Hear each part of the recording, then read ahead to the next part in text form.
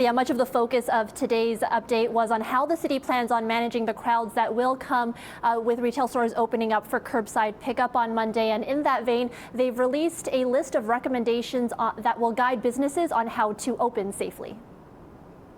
It is critical that the opening of more businesses and shops is done in a safe way that doesn't allow for any further spread of this deadly virus. I don't want to see the doors of our businesses open only to have to watch them close again due to the virus spreading.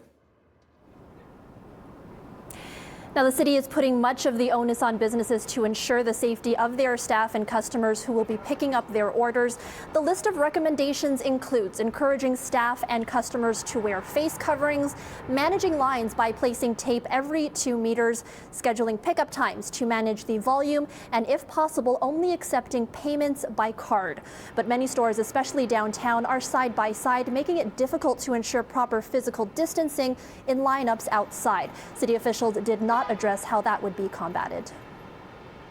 The recommendations are really more aimed at ensuring that the business owners and operators are aware of the public health measures that need to be protected, as opposed to being prescriptive in how they're solved. I know that there are considerations that have been discussed with the BIAs around some, I would say, leveraging some innovative ways such as pre-scheduling and thinking about pre-ordering, being conscious of curbside pickup, looking at maintaining physical distancing on sidewalks, and of course controlling numbers in the stores.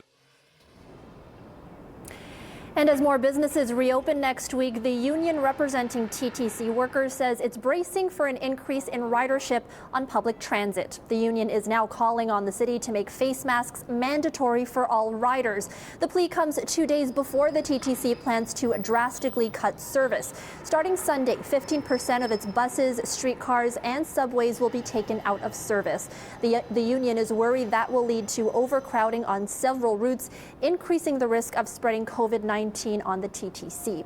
But the mayor says they're not considering mandating face masks, as physical distancing can still be maintained on the TTC right now. I will tell you, to the point where I was notified today of a couple of bus routes, literally, where ridership is up slightly, and that's even before this curbside pickup begins, that's how carefully we are monitoring all of these kinds of things. And as of the moment, when there is huge ability to produce physical distancing on TTC vehicles because of the low ridership, that is something that then causes us not to necessarily review policies that have been in place. But we're watching it very carefully, route by route, vehicle by vehicle, trend by trend.